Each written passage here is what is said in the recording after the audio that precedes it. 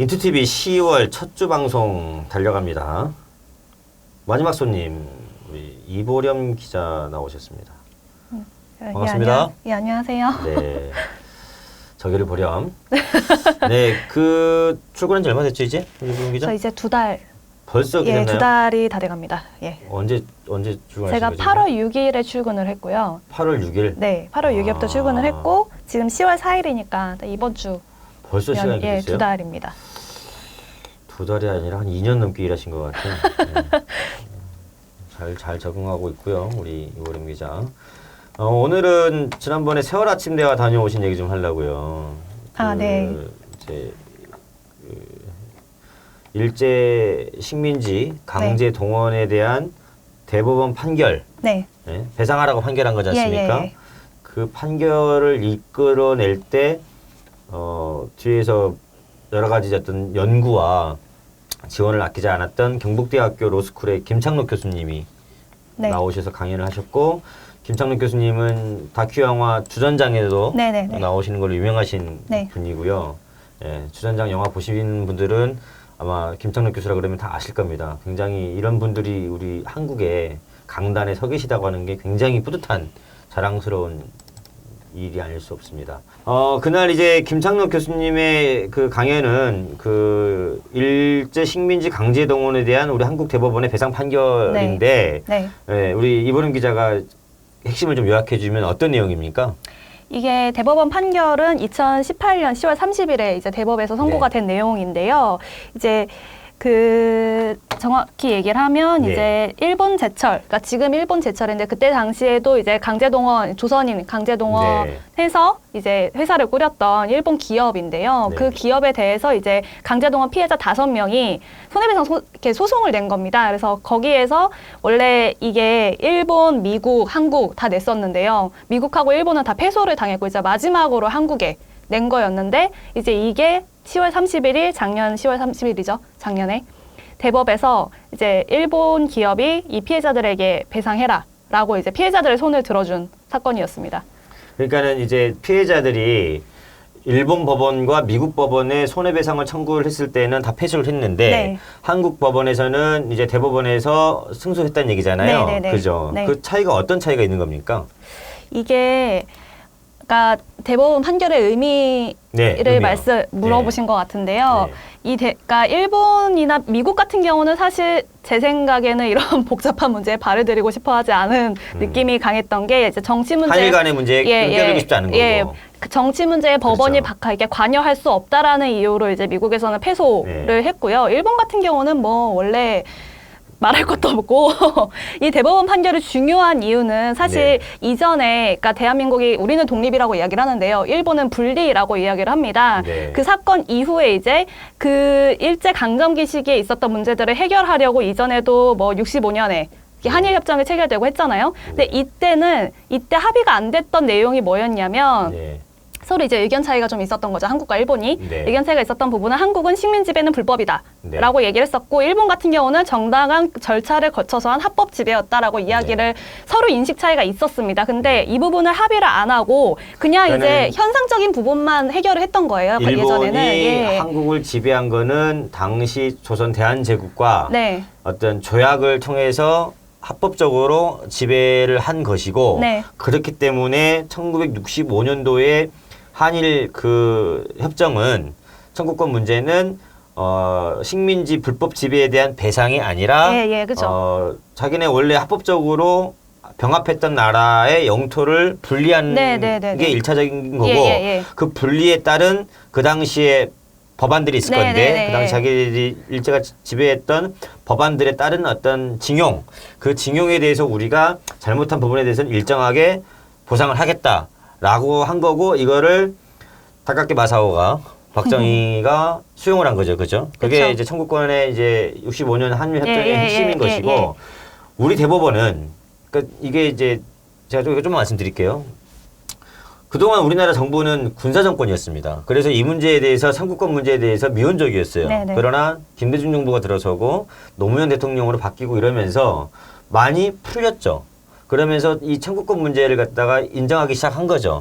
그래서 국가의 그 청구권은 없을지 몰라도 개인 피해자들의 네, 예, 예. 청구권은 국제법적으로 유효한 거죠. 그죠? 그래서 그 국제법적인 해석을 근거로 법원에 배상 청구를 한 거죠. 그죠? 네. 맞죠? 그래서 그럼 이제 한국 대법원이 이제 그 배상하라고 판결을 한 건데 그날 이제 김성년 교수님 얘기하셨던 것 중에 핵심은 여전히 일본하고 우리가 이제 다른 해석을 보이고 있는데 핵심은 강제 동원하고 식민지 지배잖아요. 네네네. 요거에 대해서 우리 이보림 기자가 취재하신 내용을 설명 좀 해주시죠. 아, 취재한 내용이요? 네. 그러니까 취재한 내용이라면 이제 강의 네네. 내용인데요. 이제 일본에서는 뭐 식민지배 이 대법원 판결 같은 경우는 이제 청구권 협정 앞서 말씀을 하셨는데 네. 그 청구권 협정이 한국의 그 피해자들 그러니까 그 소송을 제기한 피해자들에게는 유효하지 않다라고 이제 법원에서 그렇죠. 판결을 한 문제고요. 그래서 이거는 이제 무슨 의미가 있냐면 기본적인 인식이 이제 일본의 식민지배는 불법이었다라는 거를 이제 선언을 한 사건이다라고 이제 네. 중요하게 이야기를 하고 있는 거고요. 이제 말씀하신 분이 강제동원 말씀을 하셨는데 이제 네. 그날 강의에서도 강제동원이라는 용어를 교수님께서 강조를 하셨어요. 네, 굉장히 강조하셨습니다. 네네네. 이 강제동원이 왜냐하면 이제 일본 같은 경우는 당시 청구권 협정에서 이제 징용 문제 말씀하셨는데 징용 문제에 대해서 이제 자기네들 해결을 했다라고 네. 이야기를 하고 있어요. 근데 법원에서는 징용 문제가 아니라 이거는 강제동원이다라고 이제 네. 징용을 이야기를 안 하거든요. 네. 그래서 강제동원 이라고 이야기를 하는데 이제 이게 이후에 대법원 판결 이후에 또 이제 한국하고 일본하고의 이제 갈등 관계에서도 중요한 문제로 이제 이야기가 나오고 있는데요. 좀 넘어가서 이렇게 이야기해도 될까요? 네네. 네. 넘어가서 이야기를 하면 이제 아베 정부 같은 경우는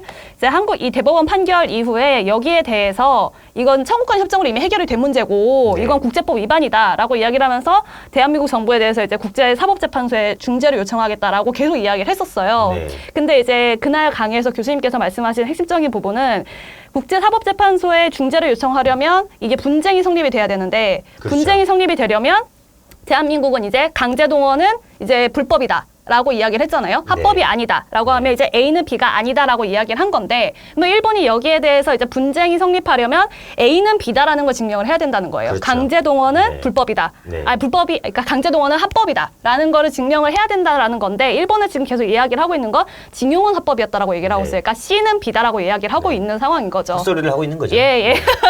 그러면서 강제동원이란 단어 자체를 절대 언론이나 정부에서 공식적으로 이야기하지 않습니다. 왜냐하면 식민지배는 자기들은 정당한 조약을 걸쳐서 한 합법이었기 때문에 이 법 테두리, 자기들이 말하는 법 테두리 이외의 어떤 피해를 이야기를 하면 이제 그거는 자기들의 식민지배가 불법이었다는 걸 인정하는 꼴이 돼버리거든요. 그러니까 지금 이제 말씀해 주신 부분에서 중요한 부분이 이제 그런 문제라고 이야기를 하셨습니다. 네, 그러니까는 우리 사법부는 대한민국은 민주공화국이고 입법, 사법, 행정이 상권 분립한 나라지 예, 않습니까? 그쵸. 예. 네.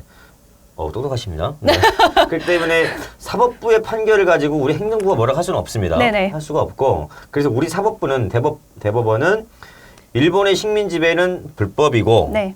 강제동원 역시 그 식민지 불법 지배에 따른 어떤 폭력 행위인 거죠. 폭력인 거고 반면 일본은 조약에 의한 합법적인 합병이었고 네. 따라서 우리는 징용을 한 것이지 강제동원을 한 게 예, 아니다라고 예, 예. 하는 이제 주장에 맞닥뜨리고 있는 건데 일본이 헛소리를 하고 있는 거죠, 그죠? 네, 그죠. 네.